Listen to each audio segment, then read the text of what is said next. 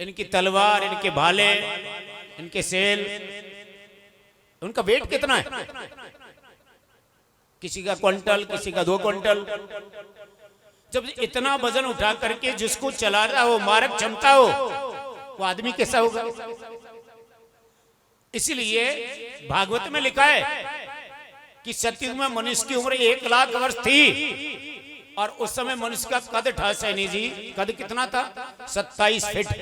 कितना था? मनुष्य की हाइट कितनी थी उस समय? 27 फीट। जैसे जैसे समय बदला, कद घटता चला गया, उम्र कम पड़ती चली गई। सतयुग में 1 लाख वर्ष, जब त्रेता आया 10,000 वर्ष, जब द्वापर लगा 1000 वर्ष, जब कलयुग लगा तो 100 वर्ष रह गई। और शायद जब घोर कलयुग आएगा ना, 10 वर्ष भी हो सकती है। अत्युक्ति नहीं है, मत भूलो, हो सकती है, संभावनाएं हैं। मनुष्य का कद घट जाएगा, सम्मान तो घट गया। बेटा बाप का सम्मान नहीं कर रहा है, बेटी माँ की सम्मान नहीं कर रही है, भाई भाई को इग्नोर कर रहा है। अब बताओ, सम्मान तो रही कर रही। लंबाई 5 फीट तो हो गई है, कहीं तो 2.5-3 फीट ही मिलती है, नहीं मिलती। पता नहीं कहां तक जाएगी, क्योंकि खान पान बदल गया, रहन सहन बदल गया, हमारा कल्चर बदल गया, सब कुछ बदल गया। वेदों में बहुत पहले लिख दिया है। आज हम देख रहे हैं कि ये टेक्निकल युग है। आप बताओ, वो कितने बड़े वैज्ञानिक होंगे जिन्होंने लिखा, जिन्होंने शोध करके लिखा, वो कितने मर्मज्ञ होंगे। शायद आज का तो पहुंच भी नहीं पाएगा।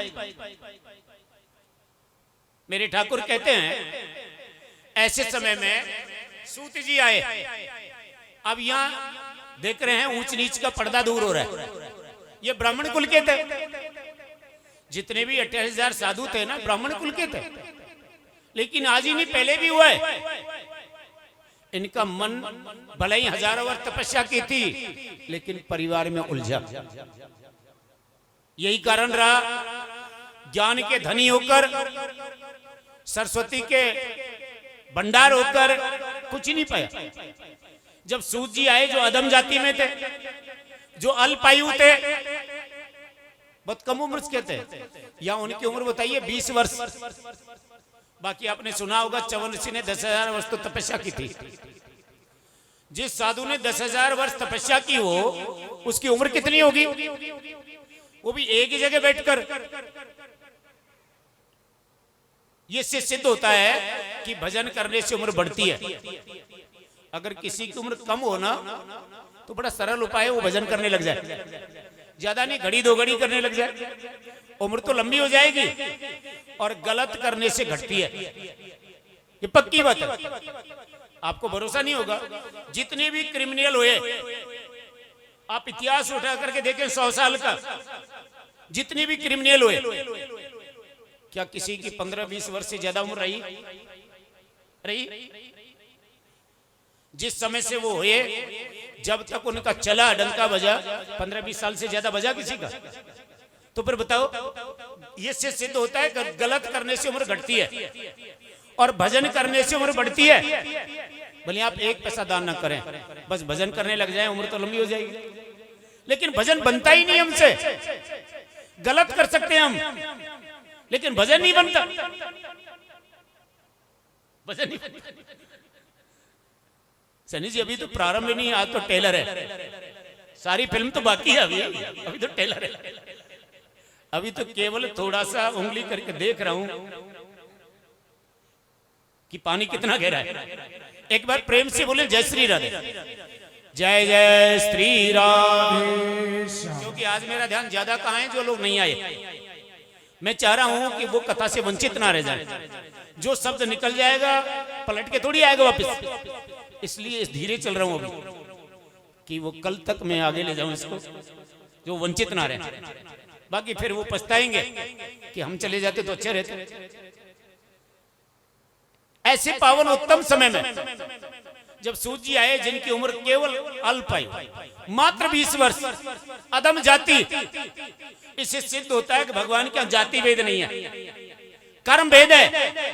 भगवान क्या उम्र का कोई डिवाइडेशन नहीं है। भगवान को पाना चाहें तो 5 वर्ष की उम्र में ही पा सकते हैं, और ना चाहें तो 100 वर्ष भोग के चले जाएं फिर भी ना मिले, फिर भी ना मिले। साधुओं ने हजारों वर्ष तपस्या की फिर भी प्रभु दर्शन नहीं हुए, और एक 20 वर्ष का बालक, अधम जाति का बालक, नीच कुल का बालक, जिसको आप शूद्र मानते हैं ना, ऋग्वेद में लिखा है, यजुर्वेद में लिखा है, अथर्ववेद में लिखा है, भागवत में बताया है, शूद्र है कमर से नीचे का भाग जो कभी पवित्र नहीं होता, और जनरल है कमर से ऊपर का भाग जो कभी अपवित्र नहीं होता। नहाने से केवल रंध्र खुलते हैं, नहाने से बॉडी के रंध्र खुलते हैं, और आपको पता होना चाहिए हमारी बॉडी में कितने रंध्र, जिनकी हम गणना नहीं कर सकते, आंकलन नहीं कर सकते। और जब नहाओगे नहीं तो रंध्र मंद हो जाते, बंद हो जाते हैं, ऑक्सीजन नहीं मिलेगी ठीक से, बीमार पड़ जाओगे। इसलिए नहाना जरूरी है, मंदिर जाना जरूरी है। और आज बहुत बड़ी विडंबना है, आज सवेरे तो बहुत लोग मंदिर जाते हैं, बहुत लोग जाते हैं, यहाँ का तो पता नहीं क्योंकि हम अभी गए नहीं, लेकिन सवेरे बहुत लोग जाते हैं। लेकिन सवेरे क्यों जाते हैं, कभी आपने ध्यान दिया? वो इसीलिए मंदिर आते हैं कि गोविंद मैं धंधे पे जा रहा हूं, समझ रहे हैं ना। पहली बात तो शाम को ठीक ठाक आ जाऊं, और दूसरा मेहनत मैं करूंगा लेकिन कुछ कमाई देना। क्यों जाते हैं? सेठ जी गलत तो नहीं है, व्यवसायी लोग अगरबत्ती लगाते ही नहीं लगाते, लेकिन अब ये भूल जाते हैं सवेरे मंदिर जाना इतना जरूरी नहीं है, क्योंकि कमाई तो मेहनत से मिलती है। किससे मिलती है? मेहनत करोगे तो बिना पूजा किए भी बरकत होगी नहीं होगी? बताओ, बरकत होगी। लेकिन पूजा करने से फायदा क्या है? जो कमाई होगी उसको अच्छी जगह लगा सकते हो आप। और अगर पूजा नहीं की, भगवान का नाम नहीं लिया, भगवान को शरणागत नहीं हुआ, कमा तो लोगे लेकिन अच्छी जगह नहीं लगा पाओगे, उसके परिणाम दुष्ट आएंगे। गलत है। इसलिए सही मायने में तो मंदिर जाना चाहिए संध्या को। कब जाना चाहिए? दोनों समय जाएं, अच्छी बात है, बाकी संध्या को तो मंदिर जाना ही चाहिए। अब आप कहेंगे क्यों? क्योंकि दिन भर हम बाहर विचरण करते हैं, चतुर्मास हमको सिखाता है कि बारिश के दिनों में जब बाहर घूमते हैं ना तो कोई कीट पतंग पैरों नीचे आ ही जाता है, नहीं आता? तो जीव हिंसा होती है, नहीं होती? तो दिन भर हम चाहे ग्रीष्म ऋतु हो, चाहे शिशिर ऋतु हो, चाहे वर्षा ऋतु हो, उपार्जन के लिए निकलते हैं ना, तो कहीं किसी को ऊपर गुस्सा भी आता है, कहीं वाणी से गलत शब्द भी निकल जाता है, कहीं गलत पैसा भी आ जाता है। और संध्या को मंदिर जाएं, जब प्रभु चरणों में ढोक लगाएं, तो भगवान के चरणों में वो सामर्थ्य है, हमारे दिन भर के बुरे कर्म जल करके राख हो जाते हैं। जब उनको बताएं ना हम कि प्रभु मैं दिन भर काम करके आया हूं, प्रायश्चित जो होता है, क्या होता है? प्रायश्चित संकल्प। कहीं दिन भर में कोई गलती हो गई हो तो आप मुझे क्षमा कर दें, मैं क्षमा प्रार्थना। तो आज का आज ही बराबर हो जाता है, नहीं होता? आज का आज ही बराबर हो जाता है, कल पर ना छोड़ें। लेकिन संध्या को तो मंदिर खाली रहते हैं। आज संध्या को तो कोई मंदिर जाना पसंद नहीं करता। आज से 20-30 साल पहले तो हमारी दादी साहब कहती थी, जब हम छोटे छोटे थे ना, कि बेटा जा मंदिर में दीपक लगा क्या। आज तो दादी साहब ने भी कहना बंद कर दिया। आज तो माँ भी नहीं बताती बालक को मंदिर में जाना है। बताती है? बताओ, क्योंकि खुद ही नहीं जाती, कैसे बताएगी? प्रथम गुरु होता है माँ, नहीं होता? बताओ, प्रथम गुरु कौन है? माँ। और फिर कह रहे हैं मेरे परिवार में बीमारी ज्यादा है, फिर कह रहे हैं कमाते बहुत है, बरकत नहीं है। कैसे होगी बताओ? जब आपने मंदिर जाना छोड़ दिया, जब आपने ईश्वर को गिड़गिड़ाना भूल गए, बताना भूल गए, तो बरकत कैसे होगी? संध्या को मंदिर जाना चाहिए, विशेष जाना चाहिए, लेकिन आदत ही नहीं है। यहां सूत जी ने आकर के कहा चिंता छोड़ो और चिंतन करो। कलयुग के लिए तो भगवान ने बड़ा सरलीकरण कर दिया कि सतयुग त्रेता में हजारों वर्ष तपस्या करके भी जो ये प्राणी नहीं पा सकता था, कलयुग में 7 दिन मात्र 4 घंटे का समय देकर के जीवन को सार्थक बना सकता है। श्रीमद् भागवत साप्ताहिक ज्ञान। अधम से अधम, कुटिल से कुटिल, दुराचारी से दुराचारी। भागवत में लिखा है अगर माँ बाप का हत्यारा भी होना और 7 दिन अगर भागवत सुन ले, इसका मतलब ये नहीं है कि मारने लग जाए, ये रास्ता तो मिल ही गया। ध्यान दें, अगर कहीं गलत हो जाए आवेश में आकर, कोई जगह ही नहीं है जो प्रायश्चित करने से शांति मिल जाए, लेकिन भागवत यज्ञ कराने से उससे भी छूट जाता है। भागवत में लिखा है उससे भी मुक्त हो जाता है। इतना बड़ा प्रायश्चित का रास्ता है भागवत।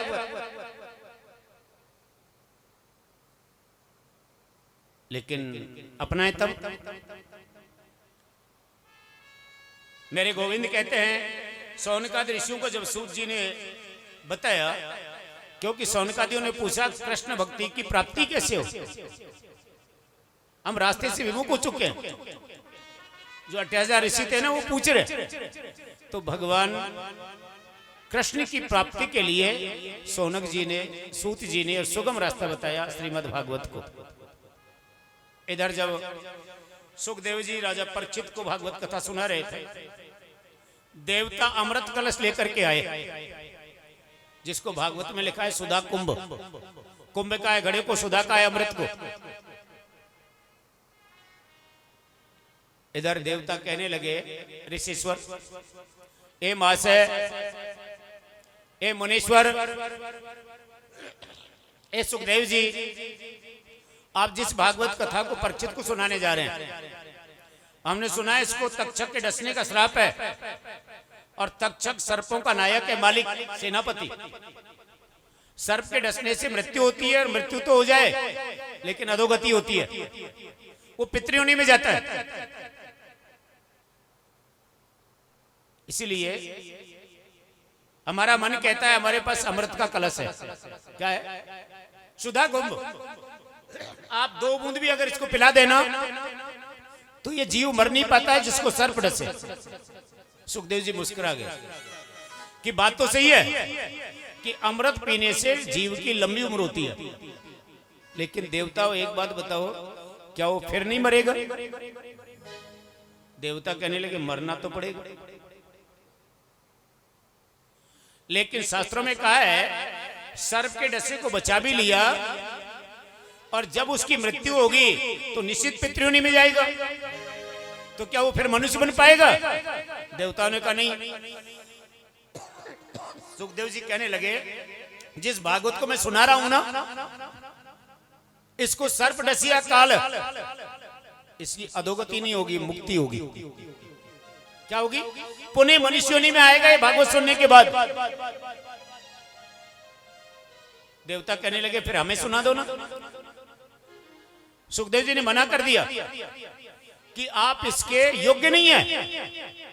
आप भले ही स्वर्ग में रहते हैं, भले ही आपको नाम देवता दे दिया हो, लेकिन आप में तो छल है, कपट है, दंभ है। जो इंद्र को सुना आपने, इंद्र तो छलिया रहा है। भाई पैसे वाला हो जाए तो इसका मतलब थोड़ी है कि वो गलत काम छोड़ दे सभी।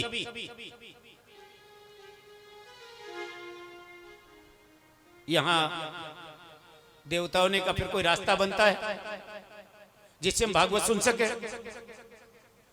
सुखदेव जी ने कहा रास्ता है, आप इस देव योनि को छोड़ो और मनुष्य योनि को प्राप्त करो। इस देव योनि को त्याग दो और मनुष्य बन करके आओ, और मनुष्य बन करके भागवत सुनो। क्योंकि देवता भले ही स्वर्ग में रहते हो, लेकिन वो पराधीन है, और पराधीन सपने सुख नाई, अस विचार करो मन माई। पराधीन तो कभी भी शांति नहीं मिलती। शांति के लिए सेल्फ बनना बहुत जरूरी है, अपने पैरों पे खड़े होना जरूरी है, समझ को लेना जरूरी है। यहां देवता निराश लौटे। आगे की कथा ज्ञान भक्ति वैराग्य हम आपको कल बताएंगे, क्योंकि हम नहीं चाहते कि जो आज नहीं आए वो वंचित रह जाएं। लाभ सबको मिलना चाहिए, लेकिन कल भी अगर नहीं आए फिर अपने आप को नहीं रोक पाएंगे, क्योंकि समय तो, कथा तो अपना समय लेगी, नहीं लेगी। कल कथा ठीक 1 बजे प्रारंभ हो जाएगी। पूजन प्रातः 9 बजे। पूजन कराने वाले जो भी भगवत प्रेमी हैं, किसी को बाध्य और बंधन नहीं है, बाध्य भी नहीं है तो बंधन भी नहीं, सभी समाज के आ सकते हैं। बस भावना होनी चाहिए, श्रद्धा और विश्वास होना चाहिए। ध्यान दें, और जो भी पूजन कराएं अपना नाम अवश्य पहले दिन लिखवा दें। ऐसा नहीं हम इंतजार करते रहें, आज पूजन कराए वो तो आएंगे ही आएंगे, बाकी जो नहीं कराया है वो भी कल आए। आग्रह है सेठ जी, कल तो पधारे हैं, आप ना पाए तो अपने सुपुत्र को भेजे, बिंदुसा को भेजे। एक एक दिन लाभ ले। इस श्रावण मास में एक दिन का पूजन शायद वर्षों का फल दे देगा। अब भगवान की आरती होगी, आरती के लिए भगवान को भोग लगा दे। कल का प्रसाद तो आदरणीय हमारे ताराचंद जी सोनी की ओर से है। परसों जो भी बंटवाना चाहे सुनने वालों के लिए प्रसाद। अरे ऐसा नहीं, एक दिन मिलकर उसकी व्यवस्था करवाओ, एक दिन चाय पानी की व्यवस्था करवाओ। बड़ा गांव है, बड़ी बस्ती है, तो बड़ी बात तो है नहीं है। और हमारे लिए तो कुछ मांग नहीं रहे, नर सेवा ही नारायण सेवा है। ऐसे भी तो भंडारे लगाते हैं, दान करवाते हैं, मेले लगवाते हैं। थोड़ा थोड़ा हाथ बटाओ, आनंद आएगा नहीं आएगा बताओ? क्योंकि कथा सुनने के लिए किसी भी गांव का आ सकता है, पर गांव का भी आ सकता है। अगर आपकी मेहनत की कमाई का कुछ अंश खाएगा ना, तो निश्चित ही वो गुण भी गाएगा, आशीर्वाद देके भी जाएगा। इसलिए आगे आओ थोड़े थोड़े। भगवान ने कहा है जो मैं आवे एक पग मैं आऊं पग 4। अगर एक पैर आगे बढ़ाया आपने तो 4 पैर भगवान आ जाएंगे। अब एक बात बताओ, संध्या को हमारी इच्छा है 2 घंटे सत्संग हो जाए, रात्रि 8 से 10। क्या आप लोग आएंगे रात्रि के समय? नहीं आ पाएंगे? अरे गांव के बीच हो रहा है भाई, जो दिन में समय नहीं दे सकते रात को अपना समय दे, अच्छी बात है, आएंगे ना? 8 से 10 सत्संग होगा, आज भी होगा, आज से ही होगा। इसलिए कोशिश करें थोड़ा थोड़ा समय निकालें। सारा जो भी होगा वेद पर आधारित होगा, लोकाचार लेस मात्र नहीं होगा। और ये सारा अपना परिवार है, इसलिए ऐसा विचार ना करें कि आप गांव से बाहर नहीं जा रहे। और सत्संग के लिए गांव से बाहर भी जाना पड़े तो जाना चाहिए, नहीं जाना चाहिए बताओ? अच्छे काम के लिए। जब हम बेटियों को बाहर पढ़ने नहीं भेजेंगे तो बताओ आप ही वो आगे कैसे बढ़ेंगे? शास्त्रों में तो लिखा है, वेदों में बताया, आज से 50 साल पहले अगर देखा जाए तो औरत को पैर की जूती समझा जाता था। क्या समझा जाता था? पैर की मोचड़ी। उसको बोलने का अधिकार नहीं था, आने जाने की तो बात ही दूर है। लेकिन इस 50 साल में इतना बदलाव आ गया, इतना बदलाव आ गया, बता दिया। शास्त्रों में तो बहुत पहले लिख दिया था कि एक बालक को पढ़ाना, एक इंसान को बनाना है, लेकिन एक बालिका को पढ़ाना 2 परिवारों को आगे लाना है। अगर एक बेटी को पढ़ाते हैं ना तो 2 परिवार सुधरते ही नहीं सुधरते, पियर पक्ष ससुराल पक्ष। आज तो जागर में बेटी नहीं ना, बेटो कंवारो ही रह जाए। जरूरत समझ रहे हैं आप? बहुत जगह होने लग गया, जागर में बेटी नहीं तो बेटे की शादी कौन करेगा? इसलिए ऐसी बात नहीं, बालक हमारा आने वाला भविष्य, बेटा हो या बेटी, दोनों को समान दृष्टि से देखें और सबको मौका दें। देना चाहिए, नहीं देना चाहिए, साथ में लाएं। कल ऐसा मत करना, आज अगर सास कथा सुननी आई है ना तो कल बिंदनी को जरूर लाएं, और बिंदनी आई है तो कल सास को जरूर बताएं कि माताजी चलनो पड़ती। अब काम को नहीं चले अकेले हूं, अब तो परिवार से चले, क्योंकि घूमने अकेले जाना चाहिए और सत्संग में परिवार से आना चाहिए, नहीं आना चाहिए, परिवार से आना चाहिए। जो किसी को कहने की जरूरत ही नहीं पड़ती, घूमने अकेले जाए, पता नहीं कब कहां क्या हो जाए। लेकिन घूमने तो सब जाते हैं, छोटे छोटे बालकों को भी ले जाते हैं, और सत्संग में आते हैं ना तो एक ही आते हैं, मुश्किल से, वो भी नहीं आ पाते कई बार। सत्संग में तो परिवार सहित आए, कल सबको बताएं। आप तो आई, एक एक और बुला करके लाएं कल। अब आरती करो, खड़ी हो जाओ, देखो आरती के लिए 2-2 4-4 मिलकर के आरती करेंगे। जो आरती कर ले पीछे हो जाएं, जिन्होंने आरती नहीं की उनको मौका दें, आगे लाए, कॉम्बिनेशन बिठा लें। सभी भक्त आरती के लिए स्थान खड़े हो जाएं।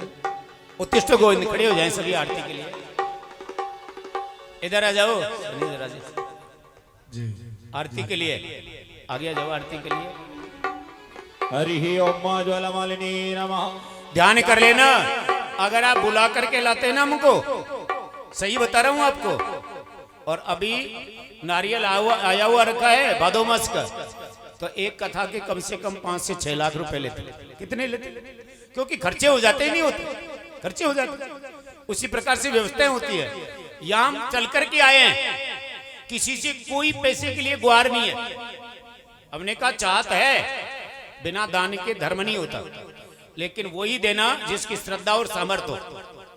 कथा का आनंद तो लेना सभी लोग, आना चाहिए नहीं आना चाहिए दादा, किसी को कोई बंधन नहीं है। हरि ओम चंद्रमा मनसो जातक यक्षो हो सूरजो हो। आगे आ जाए आरती के लिए, आगे आ जाए, आगे आ जाए। श्रोत्राद्वयस्य प्राणस्य मुखादग्निरजायते। जायते